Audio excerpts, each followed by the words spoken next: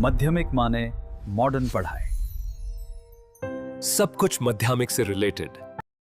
साल 1857 हिंदुस्तान के इतिहास में एक ऐसा साल गुजरा है जिस साल अंग्रेजों की ईस्ट इंडिया कंपनी की जड़ें बिल्कुल तहस नहस कर दी गई थी। हमारे हिंदुस्तान के बहुत सारे लोगों ने, बहुत सारे नौजवानों, बहुत सारे लीडर्स ने मिल करके अंग्रेजों का वो हाल किया था कि अंग्रेज ये सोचने पे मजबूर हो गए थे कि क्या ये जो पॉलिसीज हम अपना रहे हैं अंग्रेज हिंदुस्तान के ऊपर रूल करने के लिए, क्या वो सही है, या हमें इन पॉलिसियों पे वापस से विचार करने की जरूरत है और इसे चेंज करने की जरूरत है। ये वो साल था जब हर एक हिंदुस्तानी आजादी का ख्वाब देख रहा था और हर एक हिंदुस्तानी ये मान चुका था कि अब हमें आजादी लगभग मिल चुकी है। पर आखिर ऐसा क्या हुआ जिसने ये आजादी के ख्वाब को तोड़ दिया, जिसने फिर से अंग्रेजों को एक थोड़ी सी ही जो डूबते का तिनके का जो सहारा हम कहते हैं, वो एक छोटा सा आसरा दिया, जिस वजह से अंग्रेज फिर से हमारे हिंदुस्तान पे रूल करना शुरू कर दिया उन लोगों ने।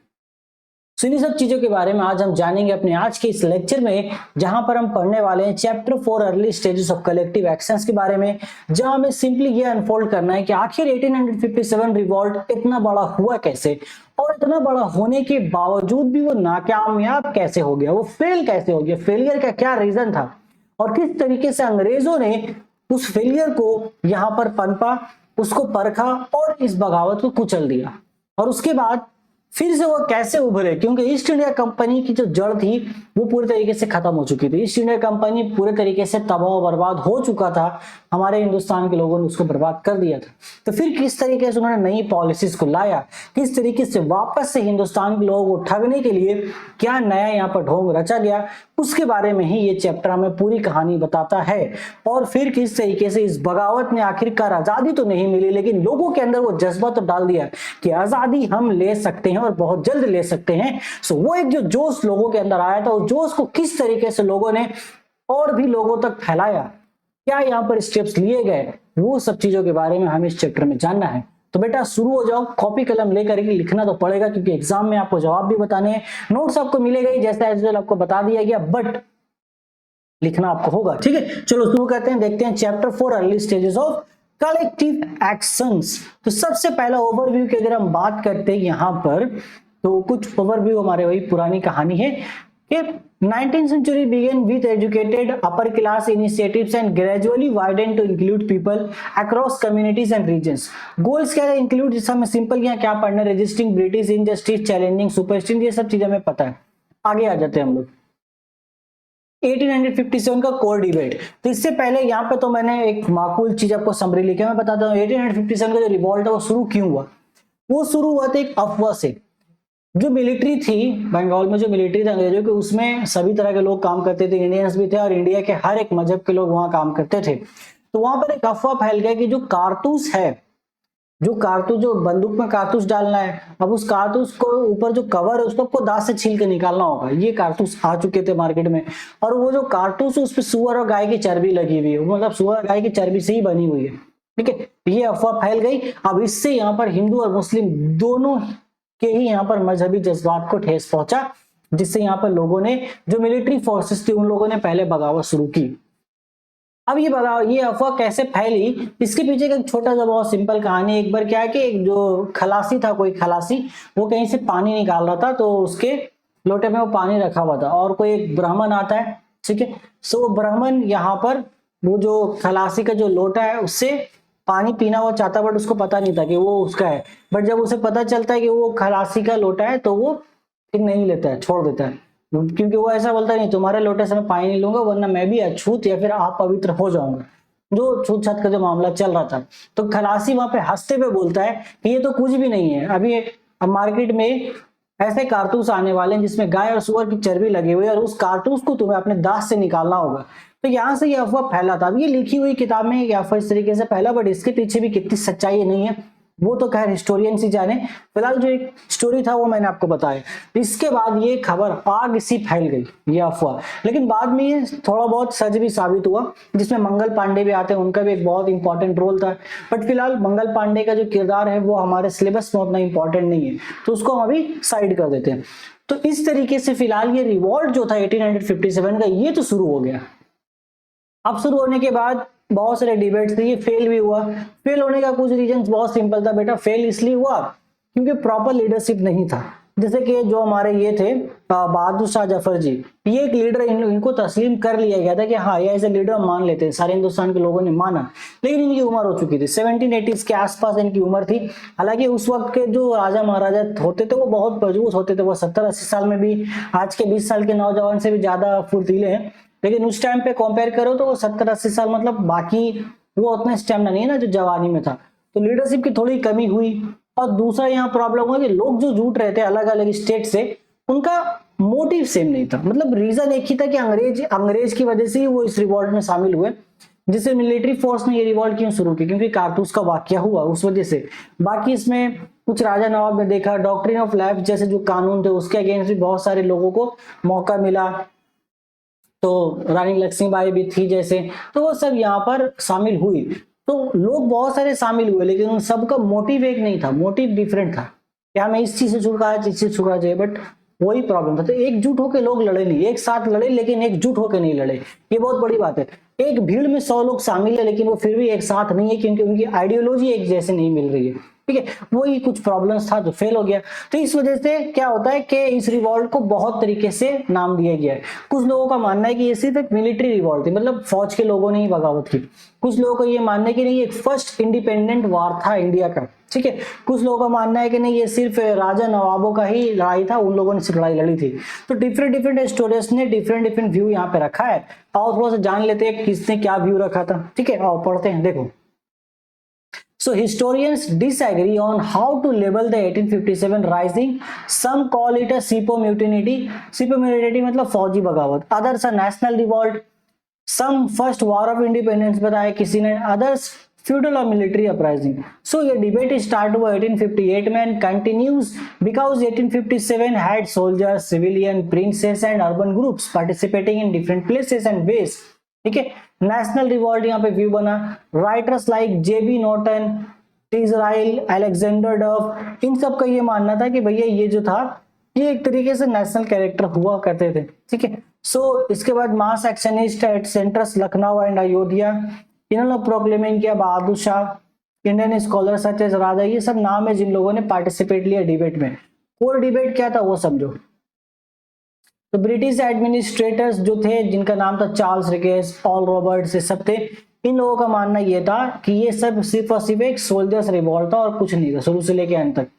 इनका व्यू ये था कि मिलिट्री काउस की वजह से ये शुरू हुआ था, ये शुरू तो उसी वजह से हुआ था, लेकिन बाद में लोग आ जुड़े थे, तो ये एक नेशनल रिवॉल्ट भी, इस वजह से ये नेशनल रिवॉल्ट भी कहते हैं बहुत से लोग, क्योंकि शुरू किसी भी वजह से हुआ। दुश्मन एक ही था अंग्रेज, सब लोग आ चुके थे कि अंग्रेज को हराना है, बस सिंपल है।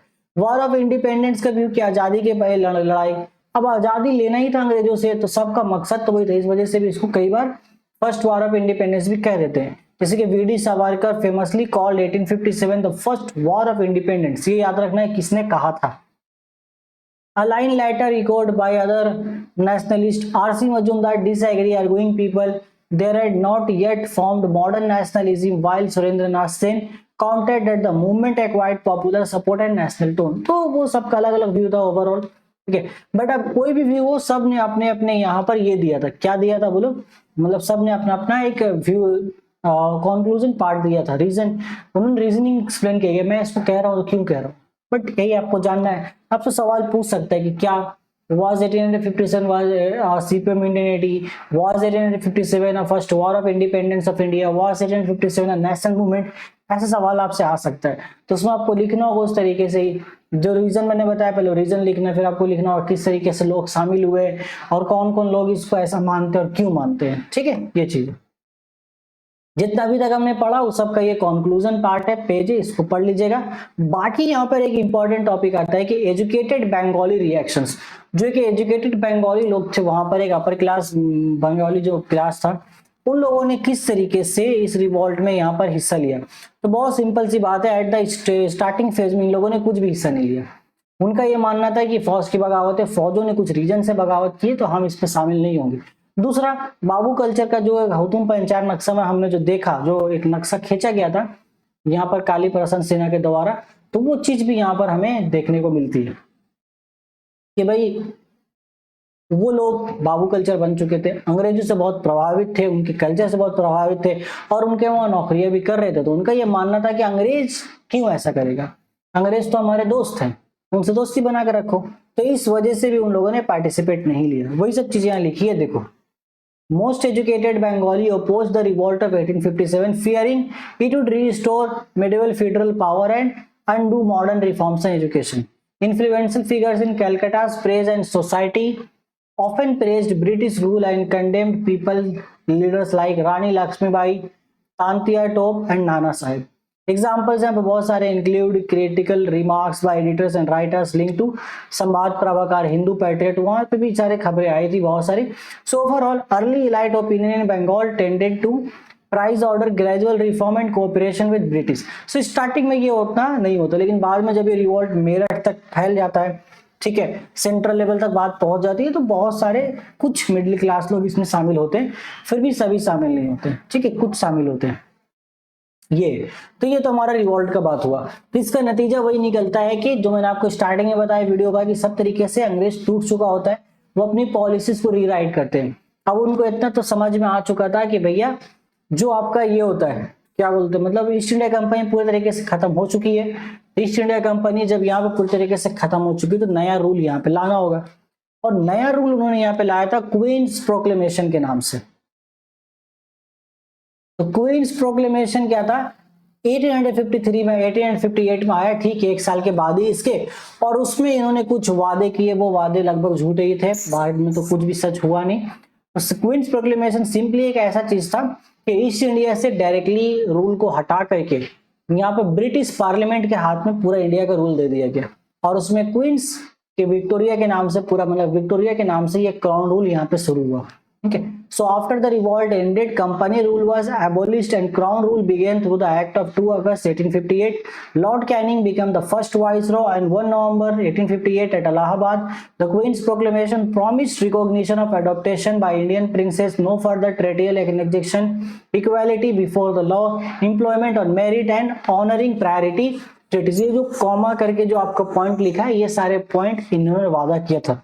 पहला वादा वही किया कि डॉक्ट्रिन ऑफ लैप्स हटा देंगे, यानी कि अगर किसी भी राजा ने, नवाबों ने यहाँ पे गोद लिया है बच्चों को, तो वो अपने गोद लिए बच्चों को भी अपने यहाँ पे शासन सौंप सकते हैं अपनी मौत के बाद। दूसरा बोला कि किसी के भी मजहब में यहाँ पे कोई भी दखलंदाजी नहीं करेंगे, और जो भी यहाँ पर नौकरियां दी जाएगी वो यहाँ पर प्रॉपरली दी जाएगी मेरिट बेसिस पे, यानी कि जो हकदार होगा उसको मिलेगा, रेफरेंस बेसिस पे नहीं मिलेगा, ठीक है। और जो भी राजा नवाब थे जिनके साथ कुछ यहाँ पर साइन किया गया था, कुछ भी होगा, पिटिशन होगा, तो वो बोला कि भाई उनका जो भी हमने वादा किया उस वादे को हम लोग पूरा करेंगे, वो वादा आपको निभाएंगे हम लोग। बट वो सभी को पता है कि लास्ट में वो चीजें चली नहीं ज्यादा, और जो भी उन लोगों ने कहा था बस एक पॉलिटिकल मूव था कि ताकि हमारा बन जाए, ठीक है। तो यहाँ पे लोग भी समझ चुके थे कि हाँ, अंग्रेज जो है वो बस हवाबाजी कर रहे हैं, बस बात बना रहे हैं और कुछ नहीं कर रहे, पॉलिटिकल ड्रामा है। तो इस चीज को समझते हुए लोगों ने, यहाँ पर जो भी लोग ये बात समझ चुके थे, इन लोगों ने एसोसिएशंस बनाना शुरू किए, यानी कि कुछ पर्टिकुलर सभा बनाए, कुछ पर्टिकुलर ग्रुप्स ऑफ लोगों को लेकर एसोसिएशन बनाया, जिसमें एक पर्टिकुलर आइडियोलॉजी को प्रमोट किया गया आजादी को हासिल करने के लिए, और लोगों तक आजादी के जज्बे को पहुंचाने के लिए उन लोगों ने ग्राउंड लेवल पे काम किया। तो उस वक्त पे कुछ एसोसिएशन बने, कौन कौन से बने, कुछ कुछ का नाम हमारे सिलेबस में, तो आइए उनके बारे में जान लेते हैं, ठीक है, चलो जानते हैं। तो एज ऑफ एसोसिएशन यहाँ पे था, तो from the 1820s onward, educated Indians created debating clubs and learned societies to spread political awareness and discuss social reform. Early examples included Derogio's Academic Association and the Society from the Acquisition of General Knowledge. ये कुछ societies बनाए गए थे with members like Pyari Chandamitra and Debendranath Tagore. In the latter 19th century के कुछ बाद में 19th century शुरू हो गया, उसके बाद many urban political bodies यहाँ पे शुरू हुई, petitions बने, authorities हुई, यूज द प्रेस को उन्होंने यूज किया, लीडर्स का यूज किया, और फाउंडेशन रखा यहाँ पर नेशनलिस्ट पॉलिटिक्स पार्टी का, जो नेशनल लेवल पे एक पॉलिटिक पार्टी यहाँ पे इंडिया में रह सके। हिस्टोरियंस कॉल द पीरियड, इस पीरियड को एज ऑफ एसोसिएशन बोला गया, ठीक है। आओ कुछ देखते हैं। जैसे पहला यहाँ पे था बंग भाषा प्रकाशिका सभा, ठीक है। तो इनका फाउंडर कौन थे, ये founded by the association of Raja Ram Mohan Roy including Kalinath Ray Chaudhary, Prasanna and Dwarkanath Tagore, with Gauri Shankar Bhattacharya as first president and Durga Mohan Tarka Bakshi. ये लोग थे जो फाउंडर थे और कुछ यहाँ पे पहले प्रेसिडेंट थे, इनका नाम याद रखिएगा। एम क्या था? Weekly discussion on religion, politics, philosophy, create political consciousness, propose takes on rent-free land, organize mass memorials, open a path for organized political party। ठीक है, तो वीकली डिस्कशन यहाँ पे शुरू किया उन लोगों ने किस किस पर पॉलिटिकल और फिलोसफी पे, मतलब एक सेंस ऑफ कंसेशन बनाओ पॉलिटिकल के बारे में। जो टैक्सेस जो अंग्रेजों के द्वारा लाई गई है तो वो टैक्सेस हमें हटाना है फिलहाल के तौर पे। जैसे आज के टाइम पे भी सरकार ने फालतू की बहुत सारे टैक्सेस लगा रखी है, ठीक है। अभी कुछ टैक्सेस को हटाया गया लेकिन वो सामने के तौर पे दिख रहा है कि हटाया गया, but at the end of backyard, मतलब अगर आप बैक स्टोरी हम देखेंगे तो टैक्सेस को उस तरीके से नहीं हटाया गया जो हटा देना चाहिए था। वही प्रॉब्लम उस टाइम भी थी, अभी भी वही प्रॉब्लम है। सो इसलिए ऑर्गेनाइज किया गया मास मेमोरियल्स, अब पाथ यहाँ पर पूरा बनाया गया पॉलिटिकल वर्क के लिए। Legacy remembered as a pioneering political association in Bengal and India, so it declined due to international disunity। ठीक है, चलो आगे बढ़ते हैं। बट आगे बढ़ने से पहले बीच में आपको एक बात बताता चलूं कि हमारा एक पेड कोर्स मैं लेके आ रहा हूं आपके माध्यमिक के लिए, जो कि मोस्ट प्रोबेबली नवंबर के फर्स्ट वीक में स्टार्ट होगा, क्योंकि तब तक बहुत सारे लोगों का क्या होगा ना, आपका सेंटअप यानी कि जो प्री बोर्ड एग्जाम होता है वो कंप्लीट हो जाएगा। ठीक है, तो उसमें हम लेके आ रहे हैं। तो अभी उसका अर्ली जो एक्सेस है वो चालू है। एक गूगल फॉर्म का लिंक हमने दे रखा है नीचे डिस्क्रिप्शन पे, उसको आप फिल कर लीजिए, जो डिटेल्स आप उसमें मांगा गया है। अगर आप अभी से उसको फिल करके रखेंगे तो जब भी ये बैच आएगा उस वक्त ये बैच आपको 50% डिस्काउंट पे मिलेगा। जो भी ओरिजिनल प्राइस होगा, जैसे अगर ओरिजिनल प्राइस 999 होता है तो आपको 499 में 5 सब्जेक्ट्स यहाँ पे मिल जाएंगे प्रॉपर लेक्चर के साथ, लेक्चर प्लस नोट्स और प्लस उसमें गारंटेड क्वेश्चंस, यानी कि वो 100% सजेशंस क्वेश्चंस रहेंगे जो एग्जाम में आएंगे ही आएंगे वहां से क्वेश्चंस। वो क्वेश्चंस आपको उस क्रैश कोर्स वाले पेड बैच में मिलेगा। तो अगर आप वो एक्सेस करना चाहते हैं तो लिंक डिस्क्रिप्शन पे अवेलेबल है, जाके अभी इनरोल कर लीजिए खुद को, बाद में आपको फायदा पहुंचेगा इस चीज का। ठीक है, चलो आगे बढ़ते हैं हम लोग लैंड होल्डर सोसाइटी के बारे में। So land holder society 1837 and British India association 1851। तो लैंड होल्डर सोसाइटी जो था ये शुरू हुआ, पहले ये शुरू हुआ, फिर ये शुरू हुआ, फिर ये शुरू हुआ। टाइमलाइन याद रख लीजिएगा। लैंड होल्डर सोसाइटी फॉर्म्ड हुआ at Hindu college by Radha Kanta Dev, president Prasanna Kumar Tagore, ये उसके सेक्रेटरी थे, with later name zamindar association suggested by Dwarkanath Tagore. Aims था इसका एम था protect zamindars interest in Bengal, Bihar, Orissa, oppose onerous regulation, extend permanent settlement and reform policies, judiciary में। देखो लैंड ओनर सोसाइटी का मेन पर्पस ये था कि जो भी जमींदार लोग हैं, ठीक है, जमींदार लोगों के राइट्स को यहाँ पे बचा के रखना, क्योंकि उसको भी एक्सप्लॉइट कर रहे थे अंग्रेज कई बार, ठीक है, इनडायरेक्टली। तो उसका जो राइट्स था उसको कैसे हम प्रोटेक्ट कर पाए, उसके लिए लैंड ओनर सोसाइटी बना। वो लेटर भी लिखते थे क्वीन को कई बार, क्योंकि क्राउन रूल चल रहा है, वो सब काम वो करते थे। देखो एक लेटर उन्होंने लिखा होगा, एक कोलैबोरेशन भी यहाँ पे हुआ। तो अलाइड एफर्ट्स इन ब्रिटेन यानी कि British India society 1939 and collaboration with Bengal British India society led to the British India society. तो इसके वजह से बाद में फिर ब्रिटिश इंडिया सोसाइटी यहाँ पे बनी 1851 में with Radha Kanta Deb as first president. तो इसके बारे में ज्यादा कुछ डिटेल्स आपसे नहीं पूछेगा। मेनली लैंड ओनर सोसाइटी क्यों बना, आंसर यहाँ पर है। ब्रिटिश इंडिया एसोसिएशन क्यों बना, आंसर यहाँ पर आपको दो लाइन का आंसर ही आपको लिखना है, क्योंकि 2 मार्क्स में ही आएगा वो। बाकी आपसे पूछेगा पहला प्रेसिडेंट कौन था, राधा कांता देव था भाई, द्वारकानाथ पहले सेक्रेटरी थे। तो पहला प्रेसिडेंट कौन था, पहला सेक्रेटरी कौन था, इन तीनों के बारे में याद रखिएगा। ठीक है, याद रहेगा। चलो आगे चल सकते हैं, चलते हैं। ठीक है, अब इसके बाद एक आता है इंडियन एसोसिएशन, जो कि सुरेंद्रनाथ बनर्जी जी ने कायम किया था। ये बहुत इंपॉर्टेंट है। देखो इंडियन एसोसिएशन यानी कि भारत सभा 1876 में फॉर्म हुआ, 26 जुलाई 1876 बाय सुरेंद्रनाथ बनर्जी। और इसमें कृष्ण मोहन बनर्जी भी थे जो कि पहले प्रेसिडेंट थे, आनंदा मोहन बोस जो कि पहले सेक्रेटरी थे, और supported by Shivnath Shastri and Dwarkanath Gangopadhyay. Aim क्या था, पहला unite committees for political work, सब कमिटी एक जगह लाओ पॉलिटिकल काम करने के लिए। Create strong all India public opinion, सब पब्लिक ओपिनियन को स्ट्रॉन्ग करो, एक जगह लाओ, एकजुट करो, आजादी के जज्बे को पैदा करो। Involve people in mass movement, mass movement यानी कि बड़े तादाद में जो मूवमेंट हो रहा है उसमें लोगों को मास क्वांटिटी में लेके आओ, शामिल करो। Strengthen Hindu Muslim unity, Hindu मुस्लिम एकता को यहाँ पे बढ़ावा देना इनका ये भी एक काम था।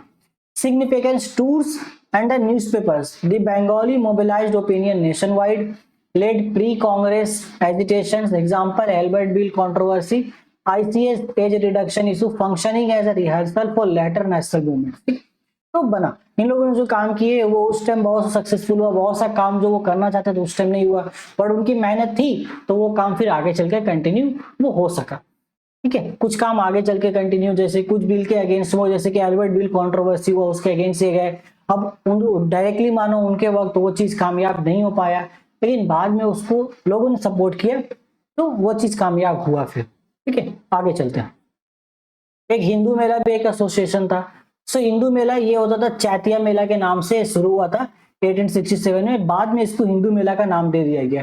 Lead by Nabagopal Mitra with inspiration and planning help from Rajnarayan Basu, supported by Tagore family members and cultural figures. ठीक है, कौन कौन सपोर्ट किया देख लिया। एम क्या था इसका, बिगेन जातिया मेला अल्टर्ड रेमिडीड, यहाँ पे हिंदू मेला इसका नाम था। इसका देखो पर्पस बिल्कुल सिंपल था कि एंशिएंट जो हिंदू हेरिटेज है उसको महफूज करना, उसको प्रोटेक्ट करना और हिंदुओं को एक जगह लेके आना, जिससे सारे हिंदू लोग एक जगह एकजुट हो सके। तो उनके अंदर हम जो हिंदू संस्कृति है उसको कैसे बचाना है, कैसे उसको फॉलो अप करते रहना है हमेशा, जो अंग्रेजी कल्चर आ रहा है उसको कैसे खुद को उससे अपना फायदा उठाना है लेकिन उसकी तरफ नहीं झुकना है, वही सब इनका मेन जुट था। ठीक है, और कुछ नहीं। लिमिटेशन ये था कि एनुअल इवेंट था, लिमिटेड हिंदू मुस्लिम आउटरीच हुआ and primarily Hindu nationalist focus हुआ, ceased by 1880 with later currents continuing by Dev Samaj 1887। तो हिंदू में आज भी लगता ही है कभी न कभी। ठीक है, लेकिन अभी वो बहुत फेमस होता है, क्या बोलते हैं उसको, कुंभ का मेला। हाँ, कुंभ का मेला। ठीक है, चलो ओके ओके। इसके बाद क्या है, इतना हमने चीज देख लिया। अब इसी चीज को प्रमोट करने के लिए यहाँ पर कुछ बुक्स का यहाँ पे नाम है, यानी कि ये दिखाने की कोशिश की जा रही है इस चैप्टर में कि राइटर्स ने भी अपनी राइटिंग का यूज किया है, राइटिंग का यूज करके डिफरेंट स्टोरीज के द्वारा। कुछ पेंटर्स थे, उन्होंने पेंटिंग का यूज करके भी लोगों के अंदर नेशनलिस्ट जज्बे को पैदा किया है कि आओ हम लोग यहाँ पर काम करते हैं। भारत माता की पेंटिंग तो खैर हम बाद में पढ़ेंगे।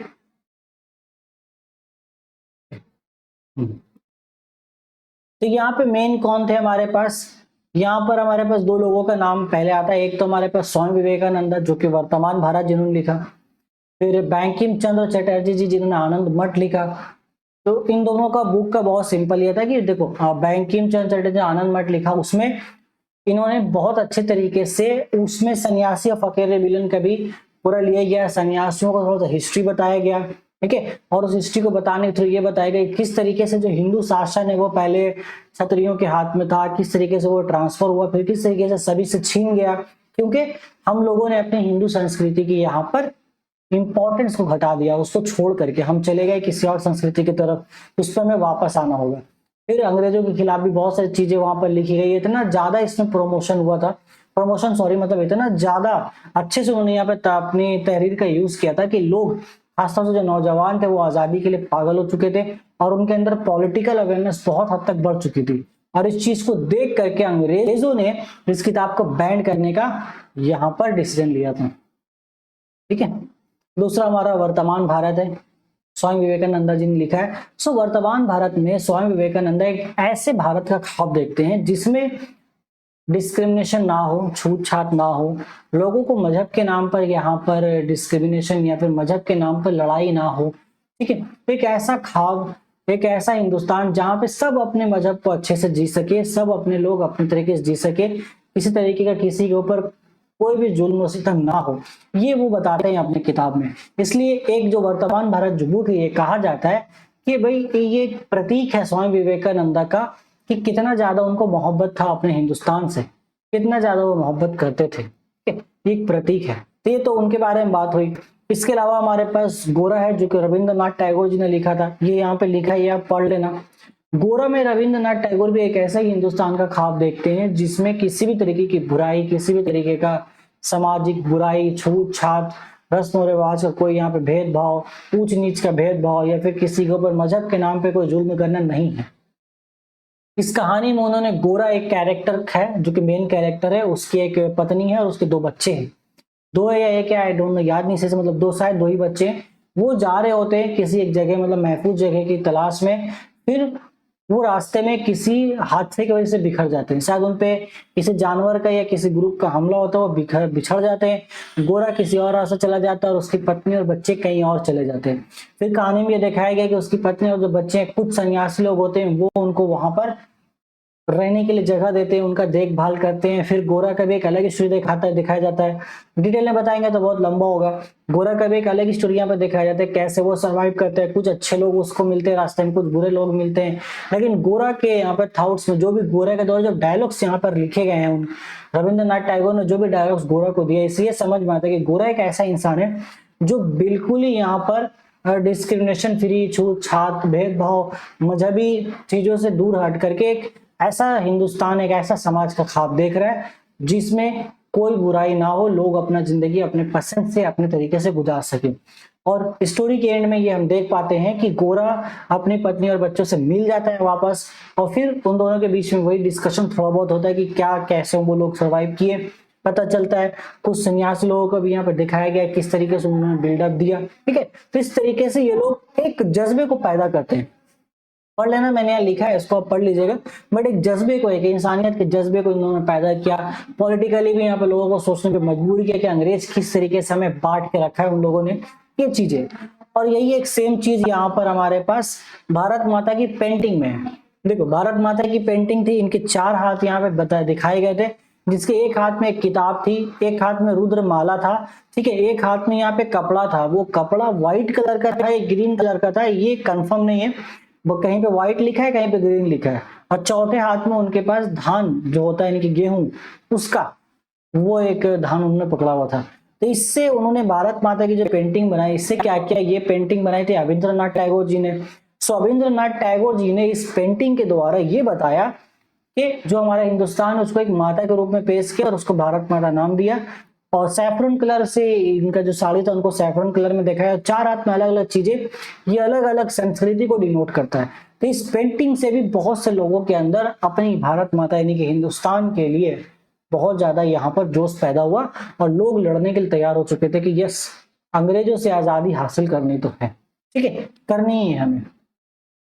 ये कुछ और शॉर्ट पॉइंटर से भारत माता के बारे, अच्छा ये वर्तमान भारत के बारे में पढ़ लीजिएगा आप इसको, भारत माता हो गया। अब इसके अलावा लास्ट हमारे पास एक कैरेक्टर आता है जो कि गगनेंद्र नाथ टैगोर जी है।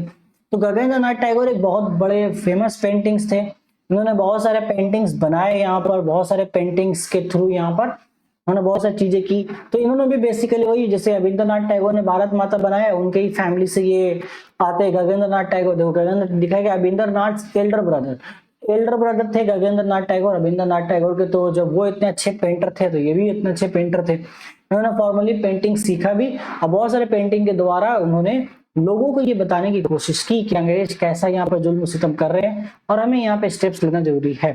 सो ओवरऑल इस चैप्टर में हमें ये समझ में आता है कि 1857 में एक रिवॉल्ट हुआ जो कि बहुत भारी रिवॉल्ट था, जिसने अंग्रेजों को अपने पॉलिसीज को रीबिल्ड करने में मजबूर किया, जिससे उन्होंने अपना ईस्ट इंडिया कंपनी को हटाया, डायरेक्ट ब्रिटिश पार्लियामेंट के हाथ में पूरा कानून दे दिया, क्वीन प्रोक्लेमेशन में कुछ झूठे वादे किए गए। और यहाँ तक हिंदुस्तान के लोग भी समझ चुके थे कि यस, अंग्रेज हमारे साथ अब फिर से गेम खेल रहे हैं। तो उन लोगों ने लोगों को यहाँ पर अब आजादी की जंग के लिए तैयार करना शुरू किया।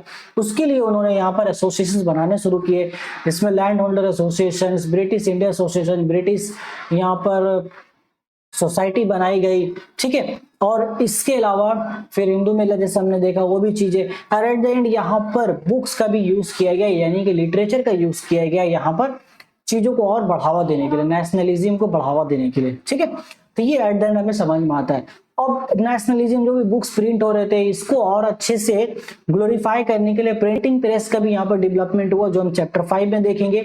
और इन सभी का एकजुट जो होता है ना, एक निचोड़, वो हमें दिखता है चैप्टर 6 और 7 में, जहां पर हम फाइनली वो सारे मूवमेंट्स देखेंगे, वो सारे मूवमेंट्स देखेंगे, लड़ाई देखेंगे अंग्रेजों के अगेंस्ट में, जो हमारे हिंदुस्तान के हर एक लोग, चाहे वो मजदूर हो, किसान हो, औरतें हो, बच्चे हो, स्टूडेंट्स हो, ठीक है, अमीर हो, गरीब हो, सभी ने मिलकर लड़ाई लड़ी थी। और आखिरकार क्विट इंडिया मूवमेंट 1942 के बाद हमें यहाँ पर आजादी हासिल हो गई थी।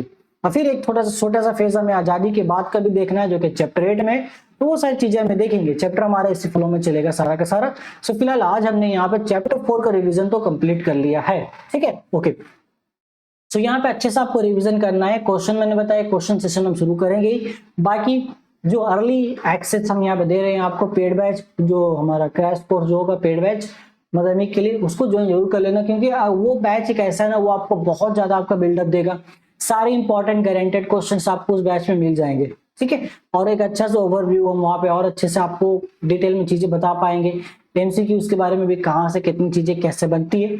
फिलहाल मिलेंगे अपने नेक्स्ट वीडियो में, फिर हम जहाँ पे हम चैप्टर 5 के बारे में बात कर रहे होंगे, डेवलपमेंट ऑफ प्रिंटिंग प्रेस के बारे में, ठीक है। तब तक take care, till then goodbye and all the very best for your board preparation.